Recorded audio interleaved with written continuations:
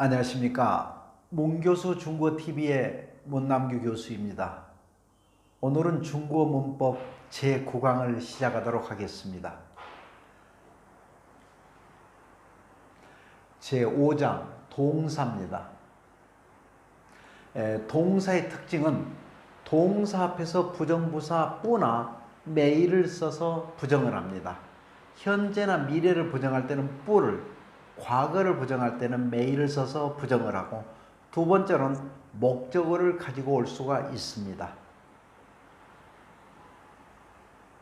자, 예문을 들어서 설명을 하겠습니다. 나는 밥을 먹는다를 중국어로 하면요, 我吃饭. 자, 이것을 현재형으로 부정을 하도록 하겠습니다. 나는 밥을 안 먹는다. 다 같이 시작. 我不吃饭. 그렇죠. 동사 앞에 뿌를 써서 不吃, 먹지 않는다라고 부정을 합니다. 자, 다음은 과거형을 부정하도록 하겠습니다. 나는 밥을 안 먹었다. 다 같이 시작. 我没吃饭. 그렇죠. 다음을 살펴보도록 하겠습니다. 존재를 나타내는 동사 시가 있습니다. 시. 존재를 나타내죠. 무엇은 뭐뭐이다. 이 시는 의문문, 명령문, 부정문, 과거, 현재, 미래, 1인칭, 2인칭, 3인칭, 복수 등 어떠한 것에 관계없이 시를 사용합니다. 영어는 안 그러죠. 현재형과 과거형과 단수와 복수와 다 다르지만은 중국어는 변화가 없습니다. 형태의 변화가 없습니다. 그래서 중국어 배우기가 훨씬 더 쉽습니다. 살펴보겠습니다. 자, 1인称, 나는 학생이다. 그렇죠. 1인칭이죠. 다 같이 시작. 我是学生. 자, 3인칭을 보겠습니다.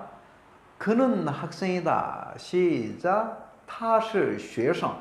1인칭이든 3인칭이든 시는 변화가 없습니다. 그렇죠. 또 다른 형태를 살펴보도록 하겠습니다.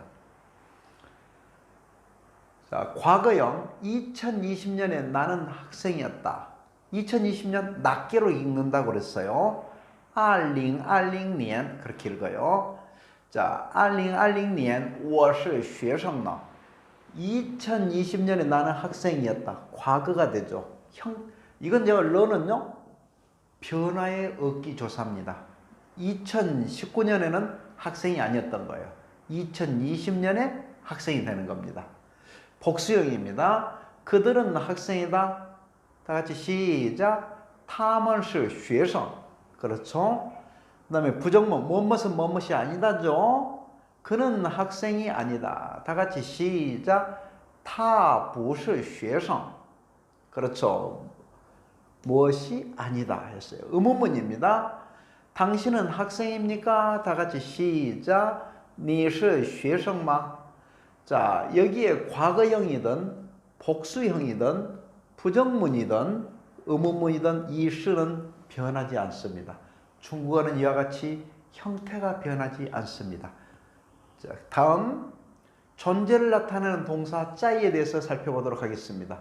자, 짜이하고 여우는 항상 어디에 주안점을 둬야 되냐면은 그 뒤를 봐야 됩니다. 짜이가 원래 있을 제잖아요. 그러니까 무엇이 있다는 거예요. 어디에 있다. 제실 그러면은 그 사무실 안에 있는 거예요. 학교에 있다가 돼요.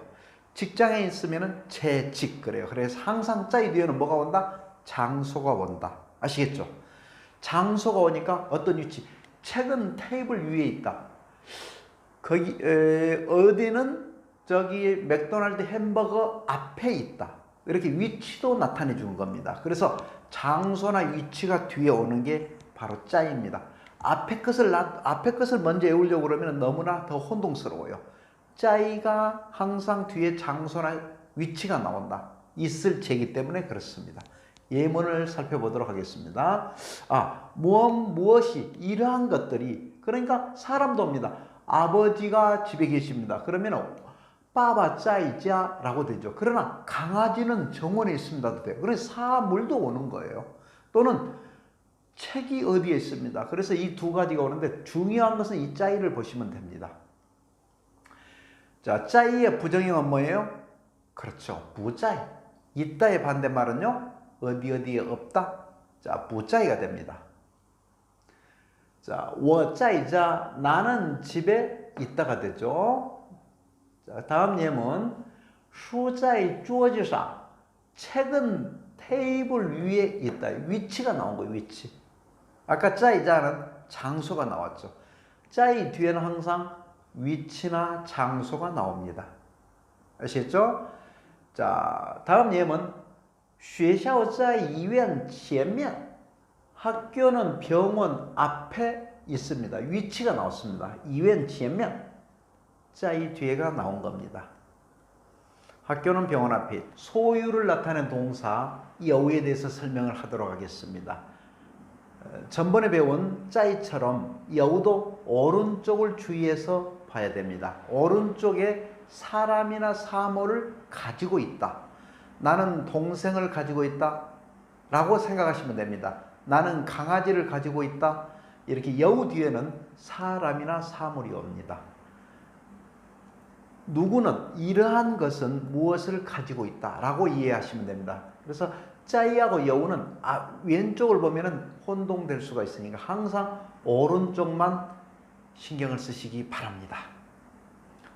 자, 여우의 부정형은요, 没有죠.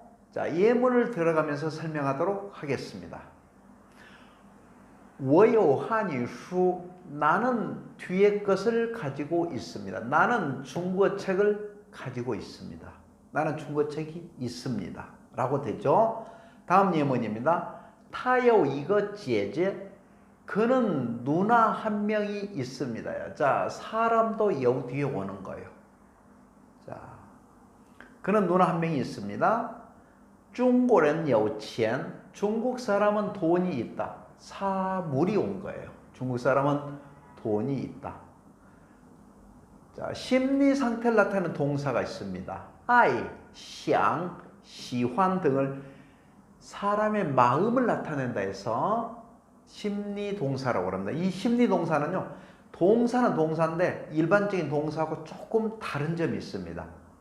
바로 헌의 수식을, 정도부사의 수식을 받을 수 있다는 거죠. 보겠습니다. 목적어를 데리고 올 수 있다. 이건 동사하고 똑같은 거예요.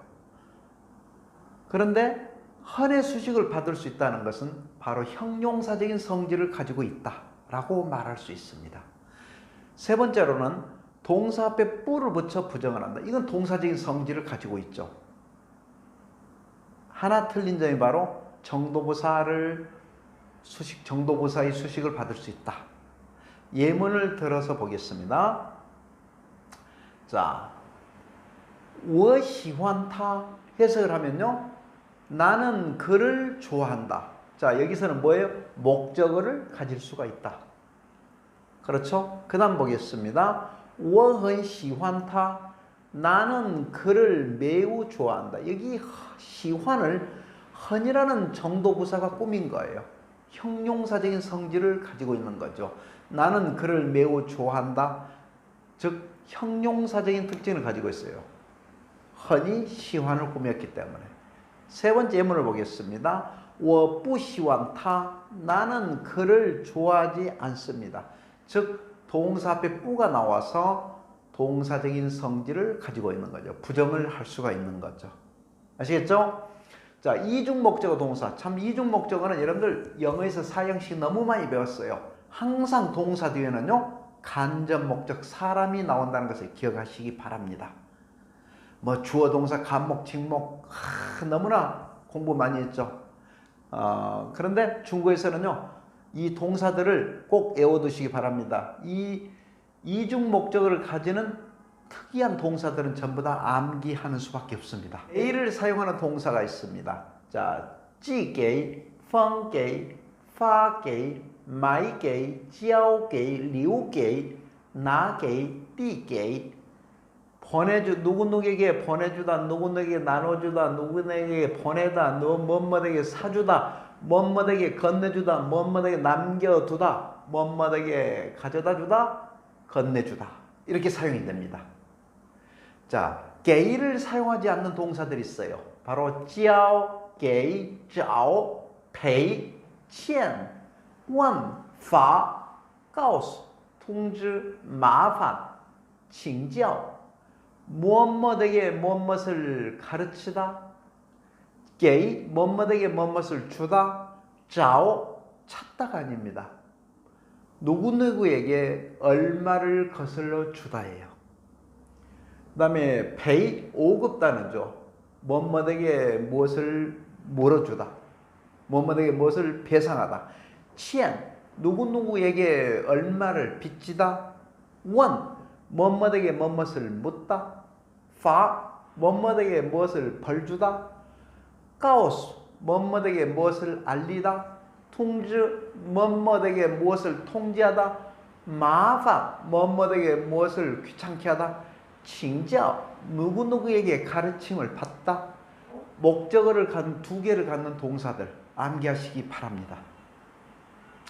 게이를 써도 되고 안 써도 되는 동사들이 있어요. 환게이 환만 써도 되고 환게이 해도 되고 숭게이 숭만 써도 되고 숭게이도 되고요. 푸만 해도 되고 푸게이도 되고요. 슈게이도 되고 슈도 되고요. 찌에게이도 되고 찌에도 됩니다. 이런 것들은 써도 되고 안 써도 됩니다.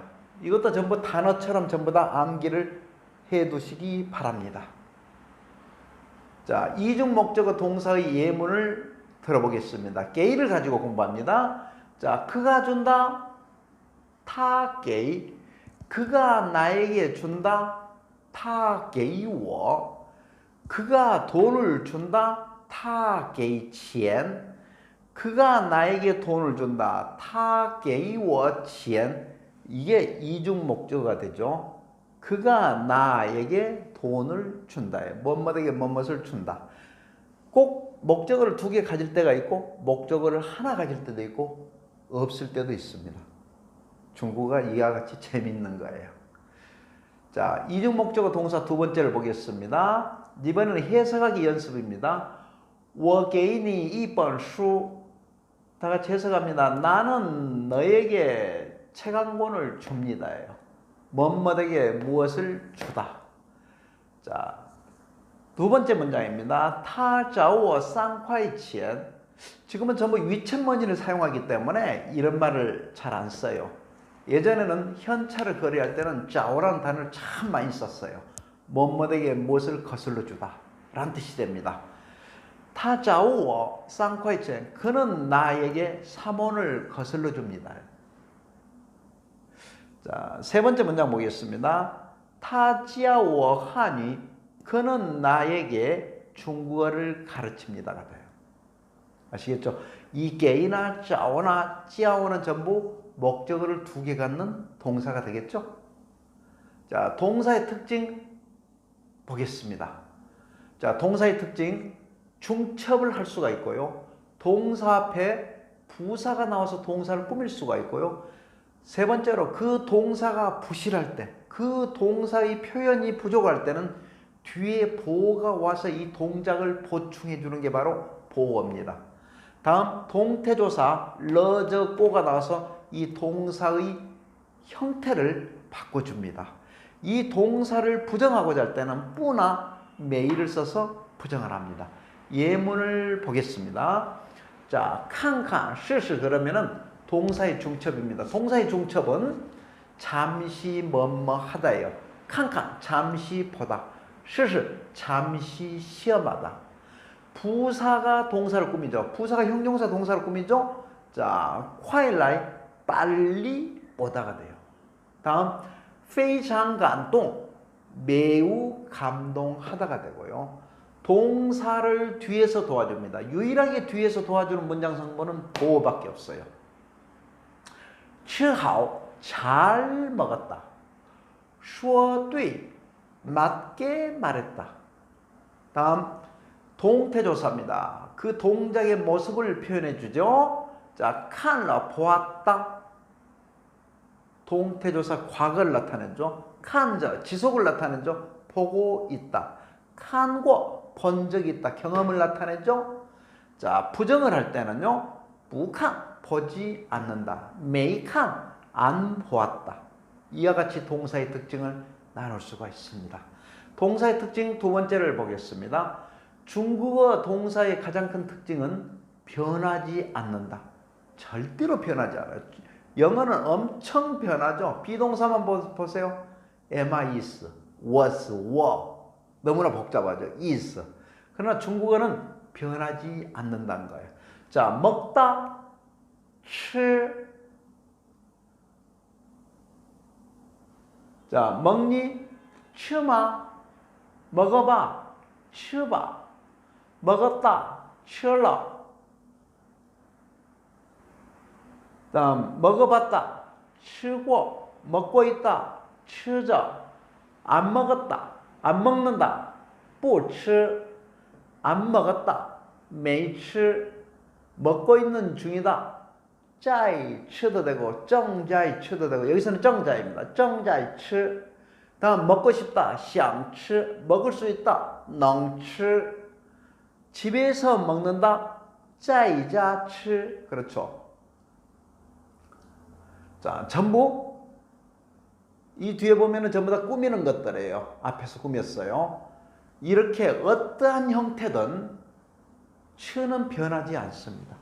동사 츠를 예를 들었어요. 절대 형태가 변하지 않습니다. 이게 중국어 동사의 특징이 되겠습니다. 지금까지 동사에 대해서 전부 살펴보았습니다. 오늘 강의를 정리하겠습니다. 여러분들 동사는 절대 형태가 변하지 않습니다. 또 동사는 여러분 동사에서 是 또는 在, 여우에 대해서 살펴보았습니다. 여러분 공부 잘 하셨습니까? 오늘 강의는 여기서 끝내겠습니다. 今天讲到这儿. 다음 시간은 이합 동사에 대해서 공부를 하겠습니다. 下一节课是理和词. 下次再见. 谢谢大家. 拜拜.